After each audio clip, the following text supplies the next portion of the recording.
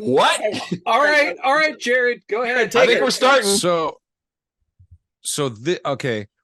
I watched this at night by myself.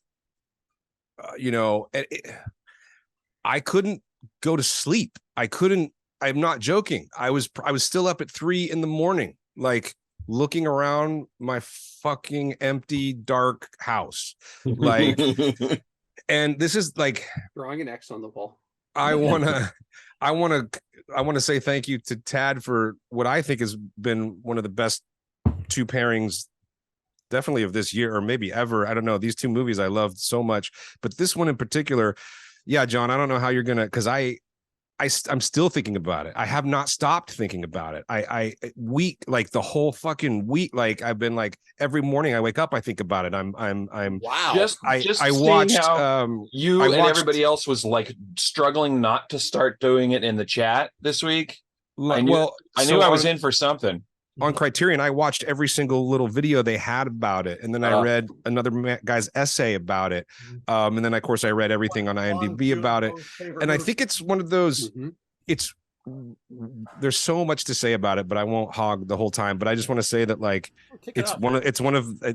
this is probably a number, like our end of the year list. This is going to be in my top 5 so far. It's my number 1. Wow. And I think that it's one of those movies that you don't know how powerful it is until it's over. I think that that's the kind of, it's a special movie because you kind of don't know when a movie is working on you sometimes until you're finished with it. And then you go to bed or you can't. Or you don't go to bed.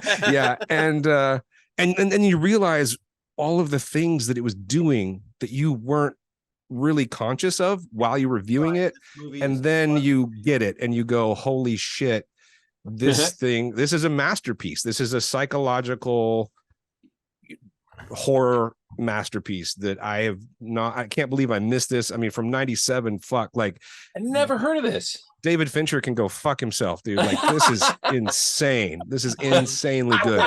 This is so much smarter than most movies like this, and it's creepy in a way that I didn't know could be was possible in lots of cinema.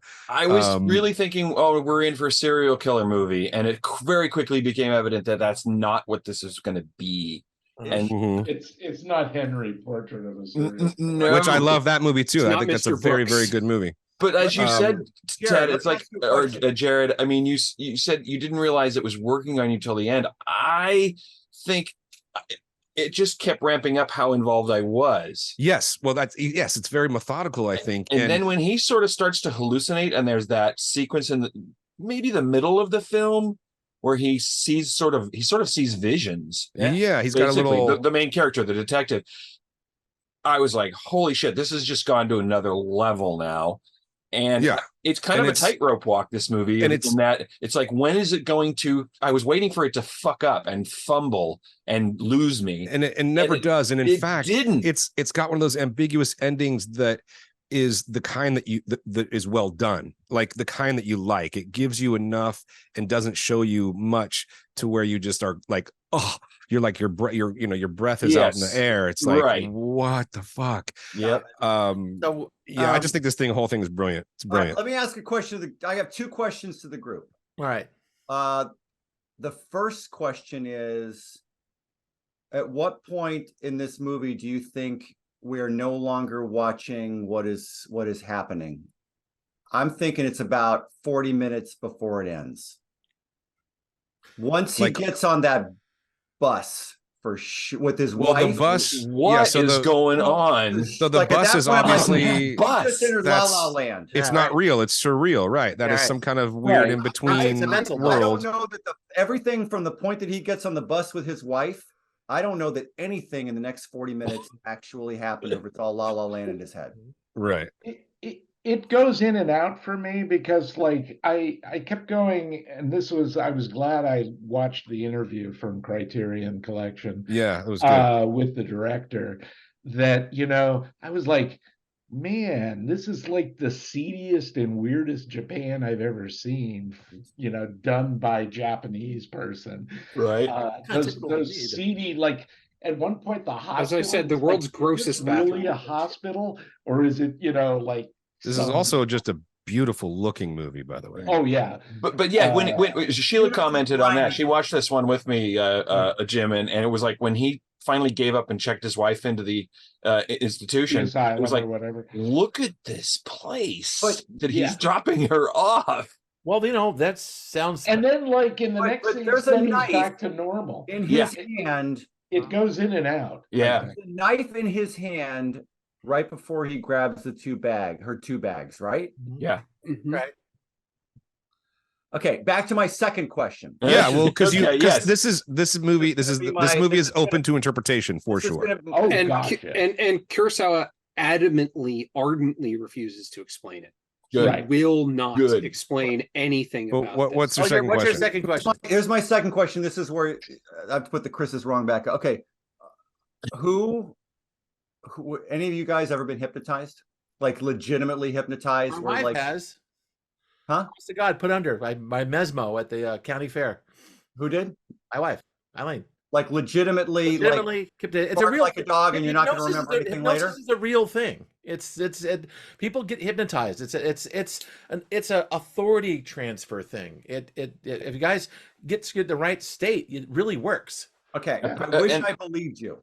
Yeah, and that's my fundamental problem. Some people can't be hypnotized or are not susceptible. Once I realize, it's like Seven, except John Doe is hypnotizing other people. That's his film's gimmick. He can hypnotize. That's right. And even though, you have to accept the premise that this is not. I would have preferred it had been supernatural over hypnosis. And I did think it was going to be supernatural for quite a while, and I would say the jury's out.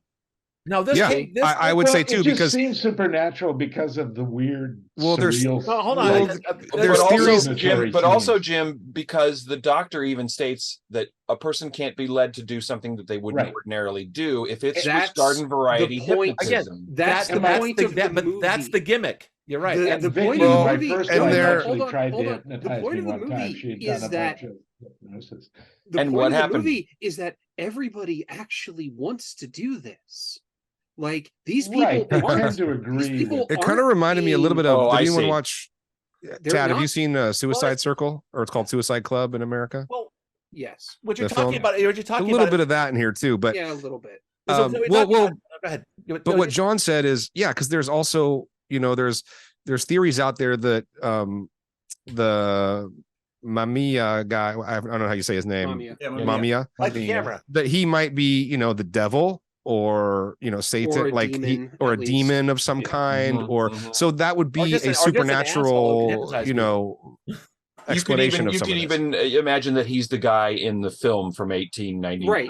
Because you can't see his face. Because you can't see his face. Okay, here's the thing, or that is transferred onto, because at the end, what's happening? Well, it's probably now transferred onto to Kabe or whatever. Get your background ready, Chris, because I have a few things to say about this film too. One, but you know what I'm saying? So that is supernatural. This was discussed in the pool. I think that using hypnosis in films is a bit of a cop out. It's like, because you kind of release all the rules. Like this gimmick, doesn't have to have. This is its own rules. The gimmick of this film is the fact that he can hypnotize you with a cigarette lighter, anybody, and make them completely do what he wants. Or even if he doesn't have a cigarette lighter, or something else. So I fundamentally disagree. And it's in some ways, though, that's kind of the weak link of this whole thing, is because it could be supernatural. This could be. Also, this kept reminding me of other films, and the influences are very strong. This is Seven. This is Fallen. This is Seven came out like the year after this, I think. No, it didn't. No, it didn't. No, it didn't. The influence to Seven in this film is direct. Yes. Yeah, and was it what year was it? 96. You ever see Angel Heart? This is a lot like Angel Heart. A lot like Angel Heart. Oh, I haven't seen that. Oh, okay. So these are all kind of. The thing is, the fusion he's taking and making these into this kind of this police drama in Japan, I thought was brilliant. And there's some stuff in here you guys even discussed that's actually beyond brilliant, like the sound design in this film. The sound design is incredible in this. Damn, incredible. I mean, the fact that there's almost no. I wanted to bring that up though. I wanted to check my list. This has the best score. The sound of the dryer is so creepy, dude. I was going to bring that up. But it's a scary. sock It's scary. stuck in But that's the Exorcist thing. The Exorcist, the guy directed it, with Friedkin, knew that sound. You can close your eyes, but you can't close your ears.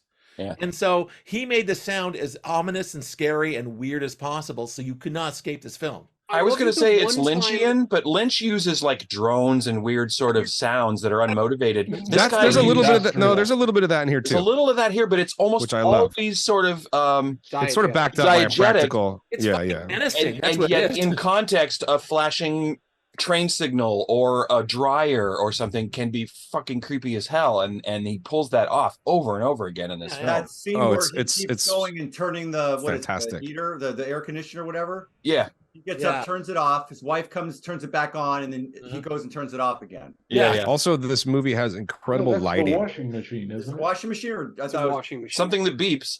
Yeah. Especially in the prison cell, the lighting, that set is so gorgeous. Yeah, like look at this. Like this is all just beautiful. Also, I kind of want to respond to something Scott said, which was that he feels like the hypnotism gimmick is the weakest thing about the film.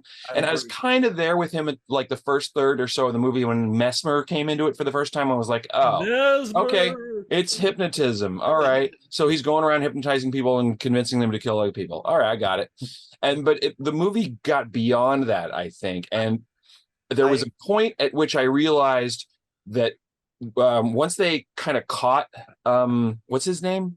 Mamiya. Remember the old cameras? Once they caught him and the detective's talking to him, and the detective repeatedly puts himself in a situation where he's gonna get hypnotized, or he's on the verge of being hypnotized. And every scene is fraught because you're like, don't look at the light, or don't listen to what he's saying, blah blah blah, and he never fucking quite falls for it. And I realized in that scene, because he's playing the long game with him, when he puts his hand on his face and just shoves him up against the wall, it's like he's too angry.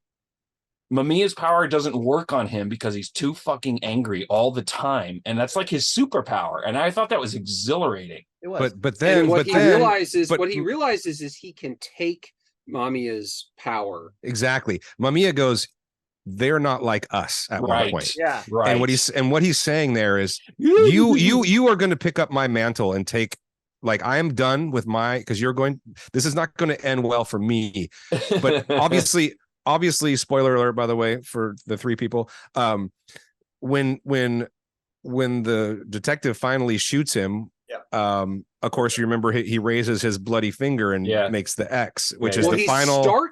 He starts to make the X, and then he shoots him again. Blah blah blah blah blah. But that may or may not have worked, actually. But that may or may not have been the final transfer of the power. See, and then you've got the dinner scene at the end. So that's absolutely an interpretation that might be correct. Right.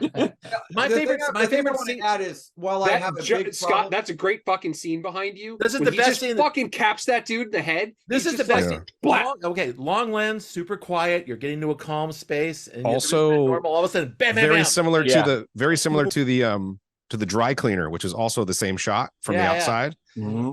And I read a really cool. I read an essay about this, and the essayist picked up on something very, very cool in that single exterior shot that we see twice.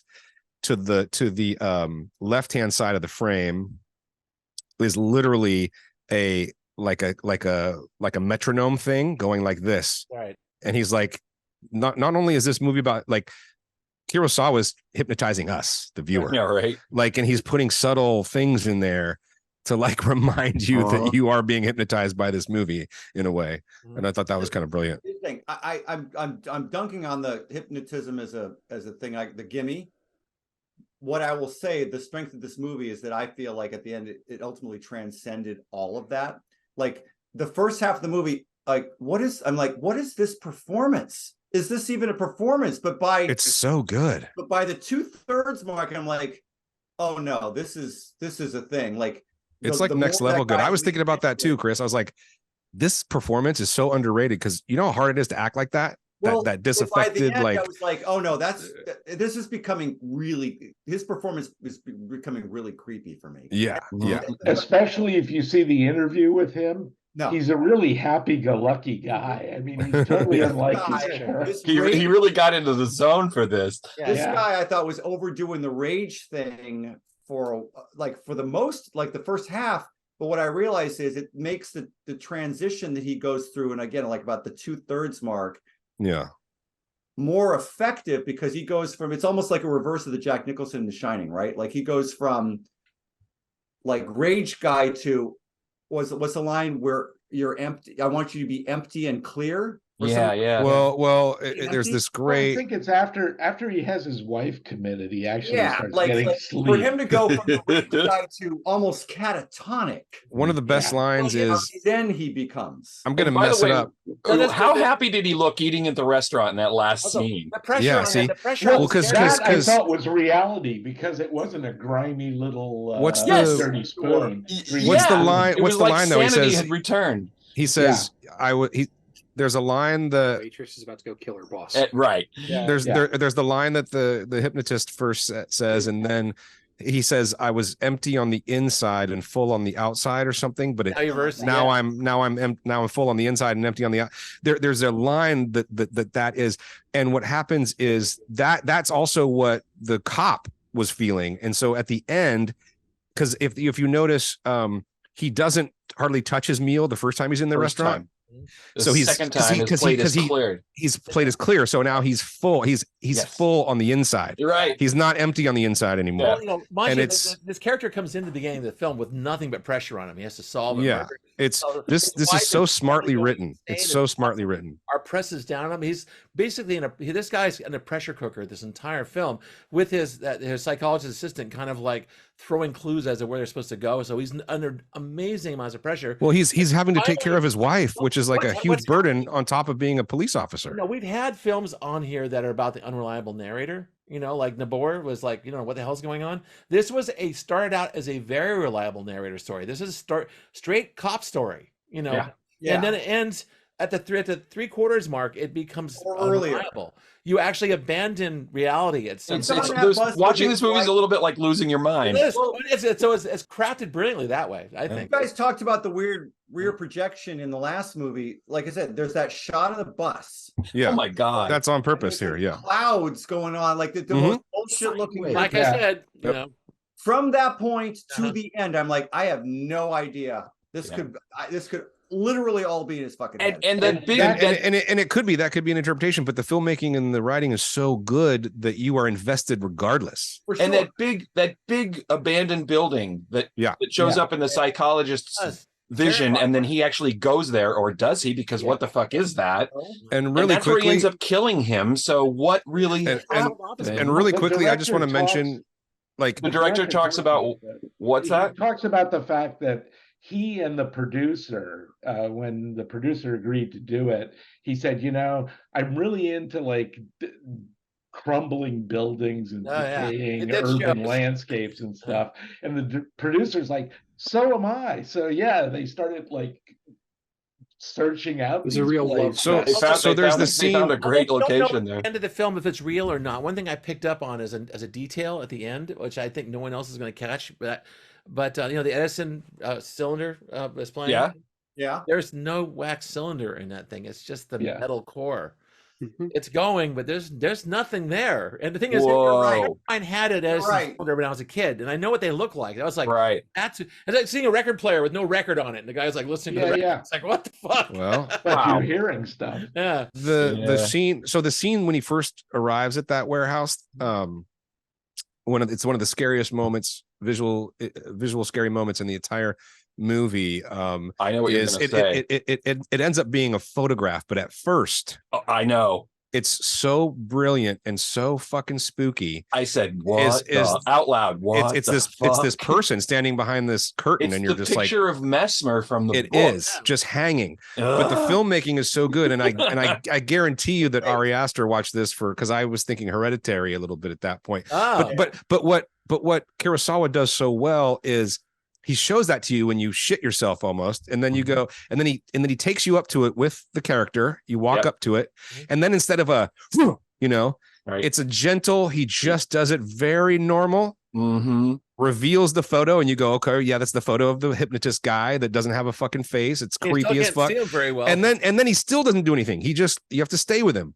And there's no jump scare. There's no, right. And then he turns around, he walks into the other part of the room, and you have to walk with him there. And I was just like the hairs on the back of my neck that entire time, that entire scene. Well, and I'm like, this is filmmaking. Yeah, I love it. I watched this at late, like 11 o'clock at night on I guess this is personally, I think I'm immune to horror films now because I just. Well, that's why, Scott. They don't scare me anymore either, but this scared the shit out of me. That's the thing. I wish I was as scared as you were, because you described it really well as being really frightened by it. I wish I could get that scared by movies now. I just can't. Maybe watching it. But you're making my point. I think most horror movies don't affect me. This one did. Like that, I'm not sure. Maybe watching it at 6 in the evening or whatever time I started watching this thing. Maybe that's the cure, right? It didn't scare me very much, but I was fucking enthralled with it. I mean, I was like getting goosebumps in places. Oh yeah, no, I watch it at night like Scott. And to be a contrarian here, I was occasionally found it spooky, and sort of hairs on the back of your neck kind of thing. But I watched it in the afternoon, I think.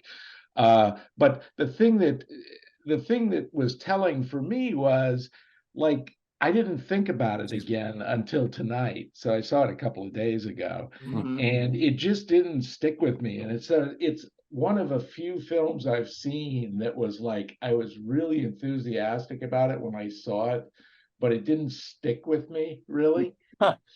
Didn't stick to your ribs. So I don't know that that's a criticism. It was a good movie. I thought a great movie, maybe. And I want to point out about it. I want to point out that one of the only times there's music in this film is at the very beginning when the guy is walking and it's playing that sort of jaunty, boppy music. Yeah, and then he just fucking cracks that woman in the head with the pipe. It's totally incongruous with like what is actually happening.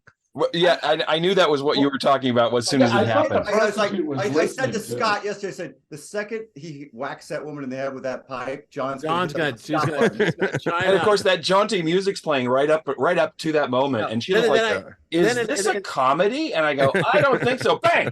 It's not Battle Royale or anything like that, I don't think. But it's exactly. Actually, I countered with Chris. I thought you were going to tap out when that woman peeled that guy's face off. That was like, oh, man. Yeah, that's pretty rough. That was rough. That was like that was above and beyond because they didn't necessarily have to do that, but she's like, I'm a doctor, so this is what I do, bitch. Hey, look at those facial muscles. Yeah. I also want to point out one thing.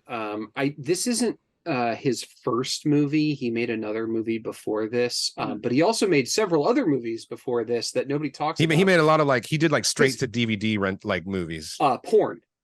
He also did that makes sense. Yeah, they call them pink films. Pink films in Japan. He made a bunch of porn. Then he made one small indie movie, and then made this.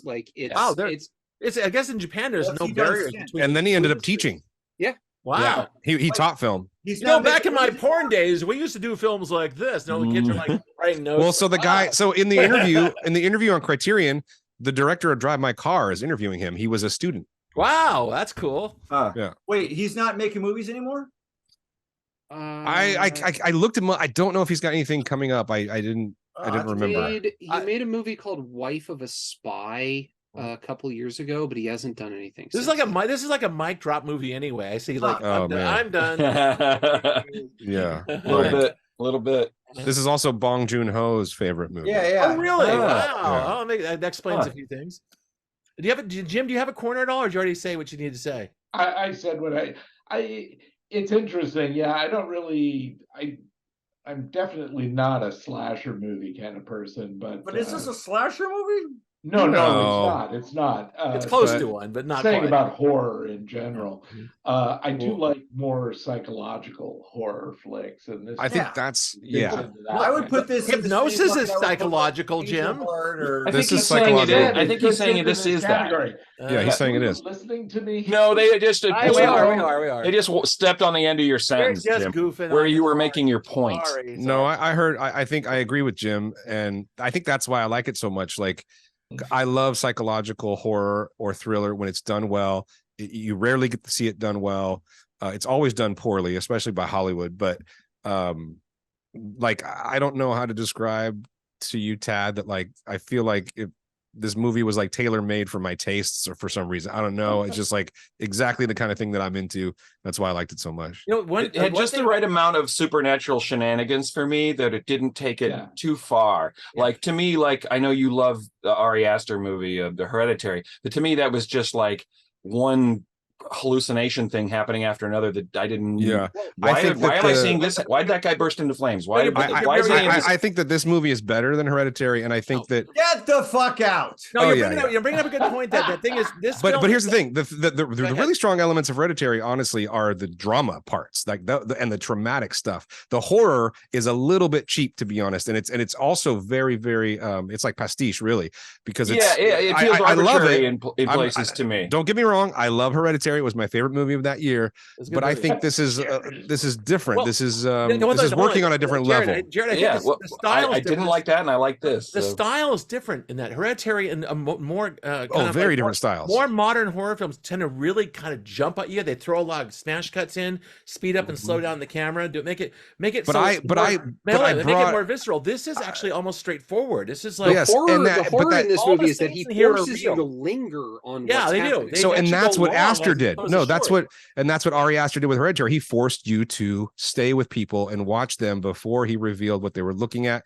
And I still, the reason I brought it up is because I think that scene with the photograph behind the curtain, I think that's very, very Hereditary. I think Aster probably is a huge fan of this film and probably saw that scene and said, I'm going to do similar things.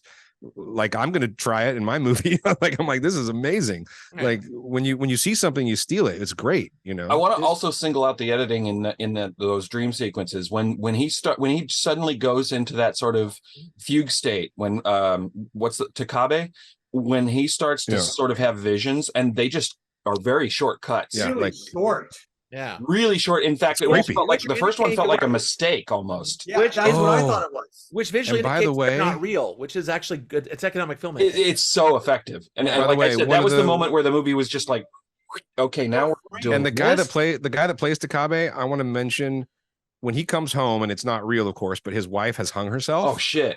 Oh yeah, his performance in that fucking scene is one of the best things I've ever seen in my life as a performance. Like, no, I've never seen anyone react to, like, that seemed so real, how you would really maybe react to that kind of situation. Like, he didn't scream, he was internal. It was this it was like this open mouth, inaudible. It was great. It was fantastic. Oh my god! I've kind of a semi-spoiler question at the very end. You see the denouement of his wife. Yeah. What actually happened? What happened? Well, you can infer that he did. There's a huge jump cut in there somewhere. I can't figure out how did he picks up the knife, and later she's dead. Yep. And she's got the X in a mental institution. Right. He now has the power of. Or did he convince one of the? Yeah, he could have hypnoptized one of the orderlies. That's the thing I had to kind of put together. It's like he probably convinced an orderly to kill her and then lock her in a closet. Because now he's she wasn't discovered for weeks because she looked bad when he's like. Well, he beats the holy fuck out of that one guard too. He doesn't care. Like I know. I was waiting for him to be reprimanded at his job for that, but it never seemed to happen, did it? No. I love that scene because we've already seen shocking outbursts of violence when we weren't expecting them, and then this was one that was completely, nobody hypnotized him. He just pissed off. Exactly. Well, I really strongly believe that the point of this movie, and Kurosawa will never admit it or whatever, is that he believes, or at least the plot of this film believes, that this violence lurks inside everyone in Japan. Like, that's really the apocalypse in this movie, is that the violence is in everyone. Right. Like, he's just whoever's doing it, Majima or Takabe or whoever, the guy at the beginning or the guy in the 1800s who got the woman to kill her son, like, they're just vessels for this violence that exists in this society.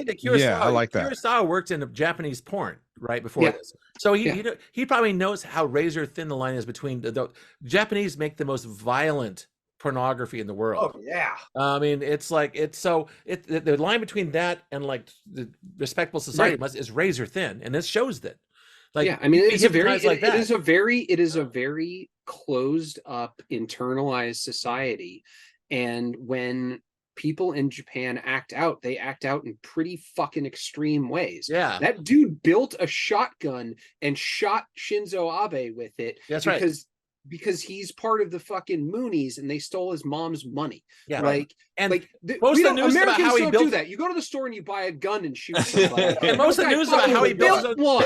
Yeah, in Japan, there's news about how he built his own shotgun. They're like, how wow, that's very resourceful. Right. It's like no, and it's also completely changed Japanese society's outlook on the Moonies. Like it's fucking wild. Like that country's insane in a very specific way. All right, well, go around. Any final thoughts? Come on. Go ahead, Jim. Yeah. No.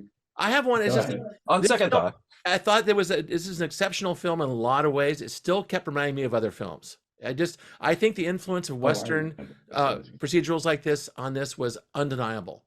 I think this is a Japanese horror version of Seven, and I thought it transcended it by the end.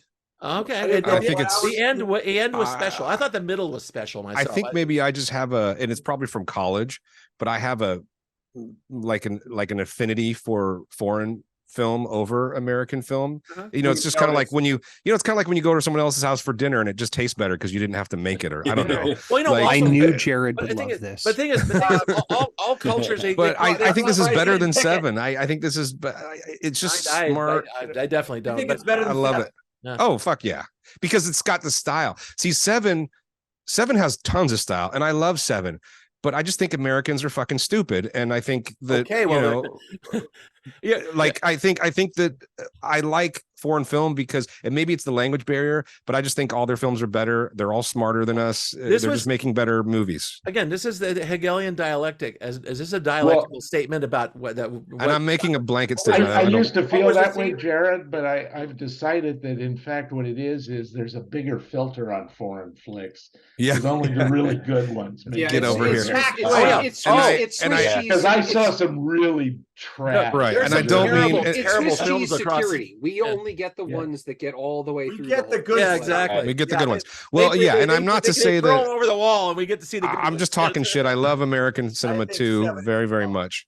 I just really like Seven's probably my favorite movie. He talks about it. Kurosawa is really influenced by the new American cinema. So like the 70s, basically. And he's my age. He's like a year younger than me. So I felt as though, and he was involved with student protests. And wow. Stuff, the Zen Kyoto movement. He's a very interesting dude. Well, I can't wait to go back and watch all these extra features. So far, this is my number one with a fucking bullet, dude. Okay, pure thumbs now. Come on. So Jared loves it. Pretty good. I watched this 3 years ago, and I think about it about once a week. I'm 11:30. I can't believe I'd never seen this. I'd heard of it, but I don't know why I never saw it. I'm giving it a thumb and a half.